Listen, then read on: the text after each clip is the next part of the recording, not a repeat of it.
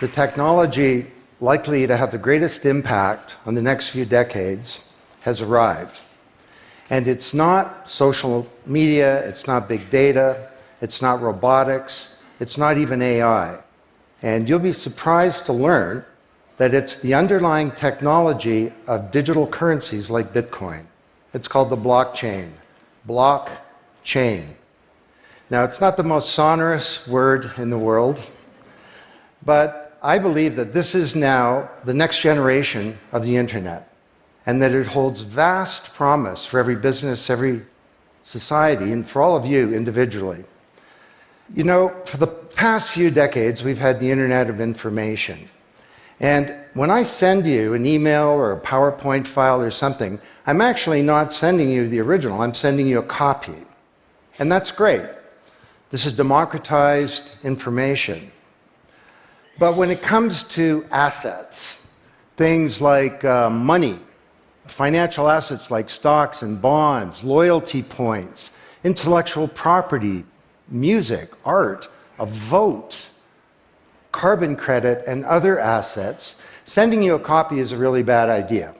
If I send you $100, it's really important that I don't still have money and that I can't send it to you.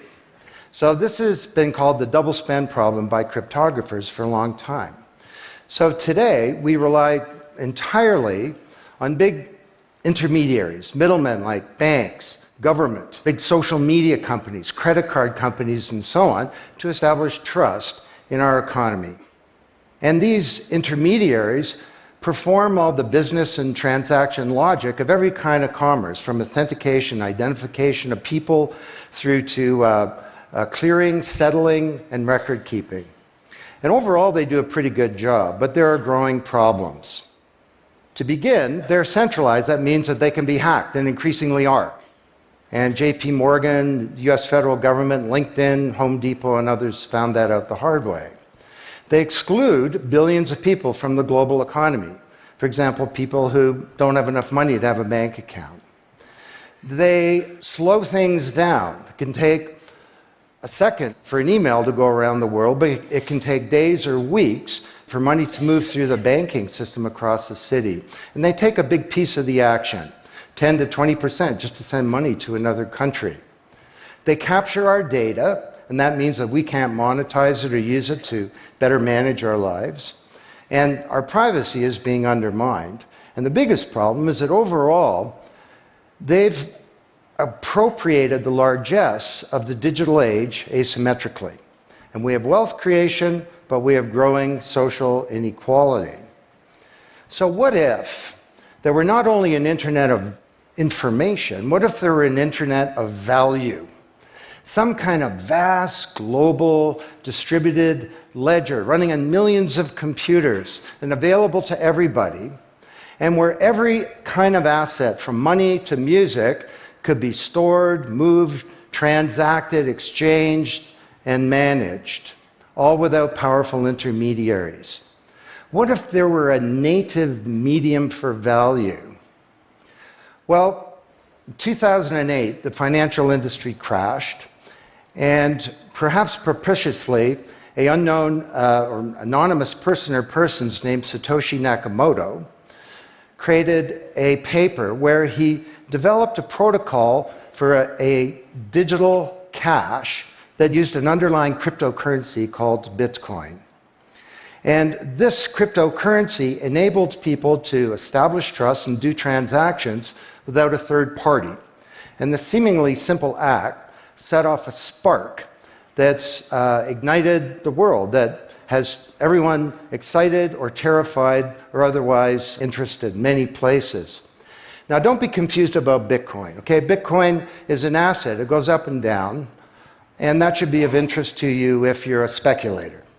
More broadly, it's a cryptocurrency. It's not a fiat currency controlled by a nation state, and that's of greater interest. But the real pony here is the underlying technology. It's called blockchain. So, for the first time now in human history, people everywhere can trust each other and transact peer-to-peer. And trust is established not by some big institution, but by collaboration, by cryptography, and by some clever code. And because trust is native to the technology, I call this the trust protocol. Now you're probably wondering, well, how does this thing work? Fair enough. Assets, digital assets like money to music and everything in between, are not stored in a central place, but they're distributed across a global ledger using the highest level of cryptography. And when a transaction is conducted, it's posted globally across millions and millions of computers. And out there around the world is a group of people called miners. These are not young people, they're Bitcoin miners. And they have massive computing power at their fingertips, 10 to 100 times bigger than all of Google worldwide. And these miners do a lot of work. And every 10 minutes, kind of like the heartbeat of a network, a block gets created that has all the transactions from the previous 10 minutes. And then the miners get to work trying to solve some tough problems. And they compete. And the first miner to find out the truth and to validate the block is rewarded in digital currency. In the case of the Bitcoin blockchain, with Bitcoin. And then, this is the key part, that block is linked to the previous block and the previous block to create a chain of blocks. And everyone is time-stamped, kind of like with a digital wax seal. So if I wanted to go and hack a block and say, pay you and you with the same money, I'd have to hack that block, plus all the preceding blocks, the entire history of commerce on that blockchain, not just on one computer, but across millions of computers simultaneously, all using the highest levels of encryption in the light of the most powerful computing resource in the world that's watching me. Tough to do. And this is infinitely more secure than the computer systems that we have today. Blockchain, that's how it works. So the Bitcoin blockchain is just one. There are many. The Ethereum blockchain was developed by a Canadian named Vitalik Buterin. He's 19 years old. And this blockchain has some extraordinary capabilities. One of them is that you can build smart contracts. It's kind of what it sounds like. It's a contract that self-executes. And the contract handles the enforcement and the management, performance, and payment. The contract kind of has a bank account too, in a sense, of agreements between people. And today, on the Ethereum blockchain, there are projects underway to do everything from create a new replacement for the stock market to create a new model of democracy where politicians are accountable to citizens. So to understand what a radical change this is going to bring, let's look at one industry, financial services. You recognize this? Rube Goldberg machine. It's a ridiculously complicated machine that does something really simple, like crack an egg or shut a door. Well, kind of reminds me of the financial services industry, honestly. I mean, you tap your card in the corner store and a bit stream goes through a dozen companies, and each with their own computer systems, some of them being 1970s mainframes, older than many of the people in this room. And 3 days later, a settlement occurs. Well, with a blockchain financial industry, there would be no settlement because the payment and the settlement is the same activity. It's just a change in the ledger. So Wall Street and all around the world, the financial industry is in a big upheaval about this, wondering, can we be replaced, or how do we embrace this technology for success? Now, why should you care? Well, let me describe some applications. Prosperity.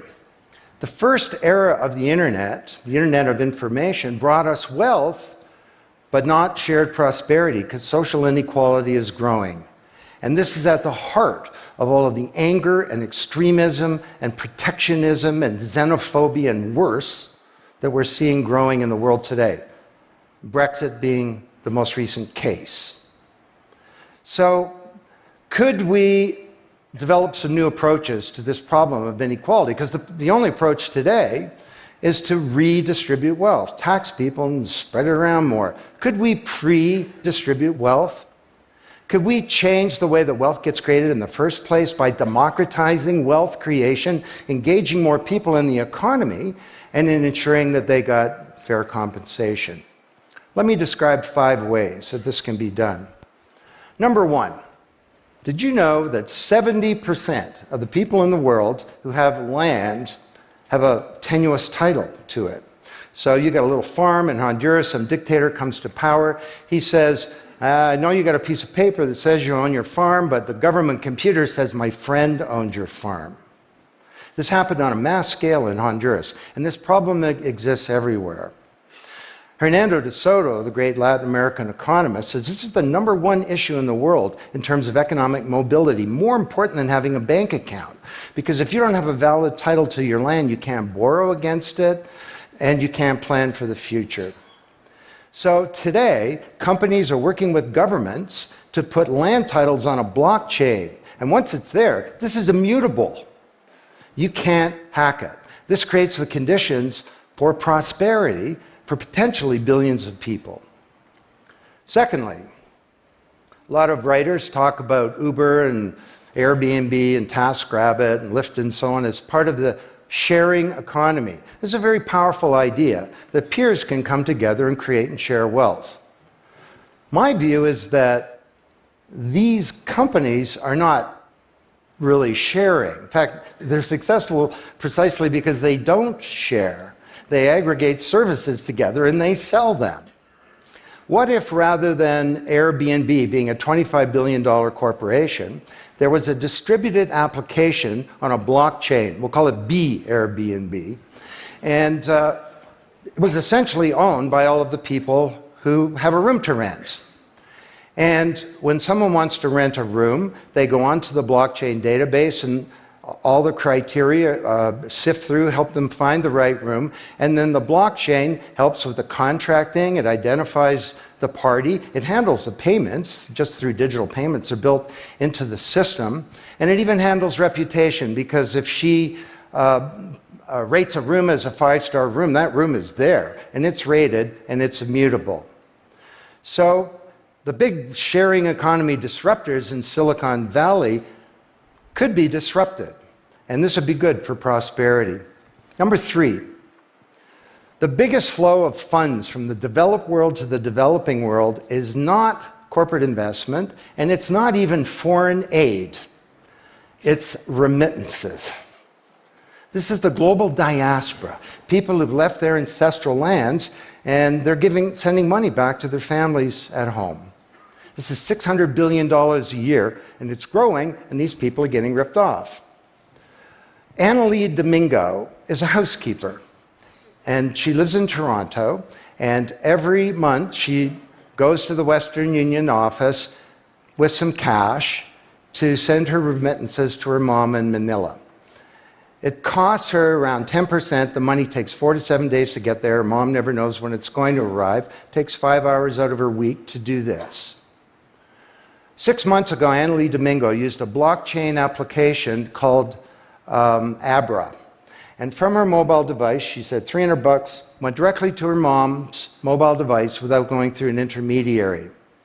And then her mom looked at her mobile device, and it's kind of like an Uber interface. There's Abra tellers moving around. She clicks on a teller that's a 5-star teller. He's 7 minutes away.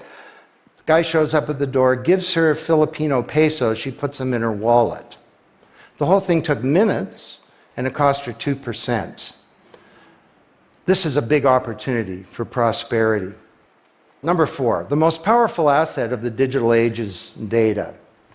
And data is really a new asset class, maybe bigger than previous asset classes like land under the agrarian economy or an industrial plant, or even money. And all of you, we create this data. We create this asset. And we leave this trail of digital crumbs behind us as we go throughout life. And these crumbs are collected into a mirror image of you, the virtual you. And the virtual you may know more about you than you do, because you can't remember what you bought a year ago or said a year ago or your exact location a year ago. And the virtual you is not owned by you. That's the big problem. So today there are companies working to create an identity in a black box. The virtual you owned by you. And this black box moves around with you as you travel throughout the world, and it's very, very stingy. It only gives away the shred of information that's required to do something. A lot of transactions, the seller doesn't even need to know who you are. They just need to know that they got paid. And then this avatar is sweeping up all this data and enabling you to monetize it. And this is a wonderful thing, because it can also help us protect our privacy. And privacy is the foundation of a free society. Let's get this asset that we create back under our control, where we can own our own identity and manage it responsibly. Finally,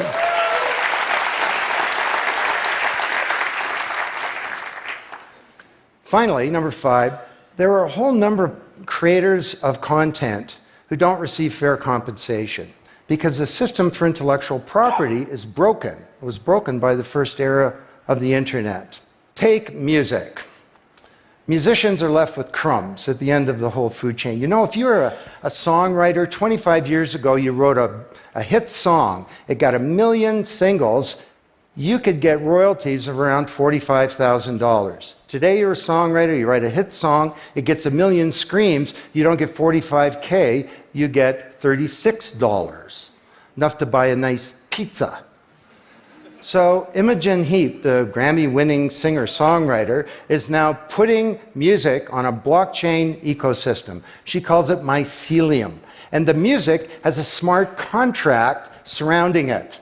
And the music protects her intellectual property rights. You want to listen to the song, it's free, or maybe it's a few microcents flow into a digital account. You want to put the song in your movie, that's different, and the IP rights are all specified. You want to make a ringtone, that's different. She describes that the song becomes a business. It's out there on this platform, marketing itself, protecting the rights of the author, and because the song has a payment system, in a sense a bank account, all the money flows back to the artist, and they control the industry rather than these powerful intermediaries. Now this is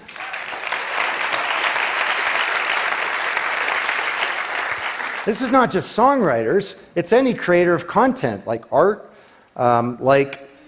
inventions, scientific discoveries, journalists. There are all kinds of people who don't get fair compensation, and with blockchains, they're going to be able to make it rain on the blockchain, and that's a wonderful thing.